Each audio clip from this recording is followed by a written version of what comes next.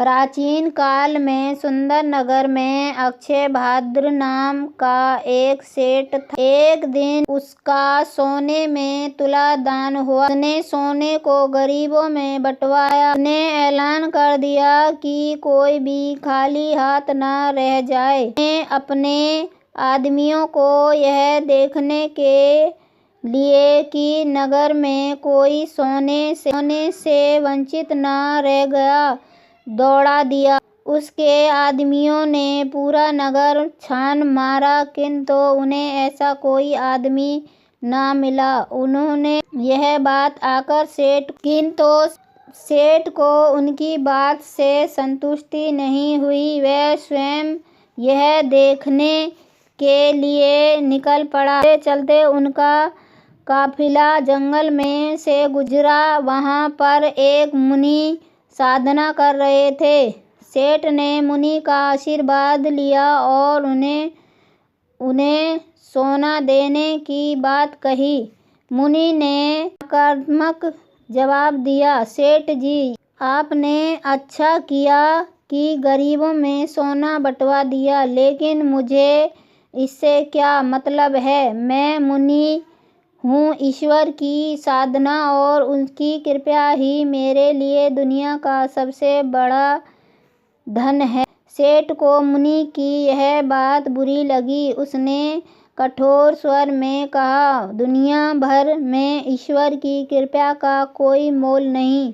मुनि सेठ के अहंकार को ताड़ गए। बोले, मैं कभी दान नहीं लेता। मेरे प्रभु मुझे उतना दे देता है कि जिससे कि मुझे आवश्यकता होती है। फिर भी यदि आप आग्रह कर रहे हो तो इस तुलसी के पत्ते के बराबर सोना मुझे दे। इतना कहकर मुनि ने तुलसी के पत्ते पर राम का नाम लिखकर सेठ को दे दिया।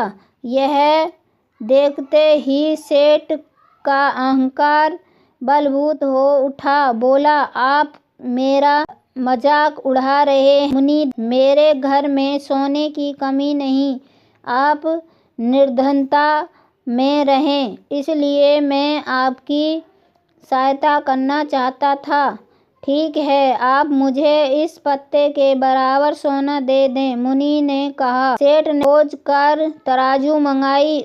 उसके एक पलड़े में पत्ता रख दिया और दूसरे पलड़े में कुछ सोना, किंतु वह सोना कम रहता तो सेठ ने और सोना पलड़े में डाल दिया।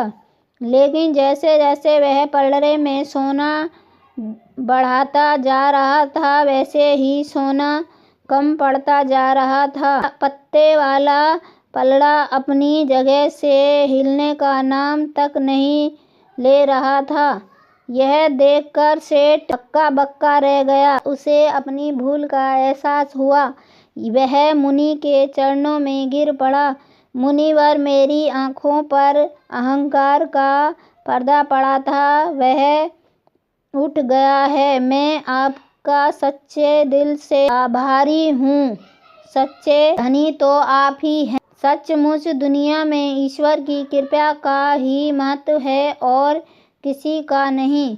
इसके बाद सेठ बिल्कुल बदल गया। उसके अंदर का अहंकार बिल्कुल समाप्त हो गया। अहंकार एक ऐसा दैत्य है कि जिसके सिर चढ़ जाता है उसकी बुद्धि भ्रष्ट करके रख देता है।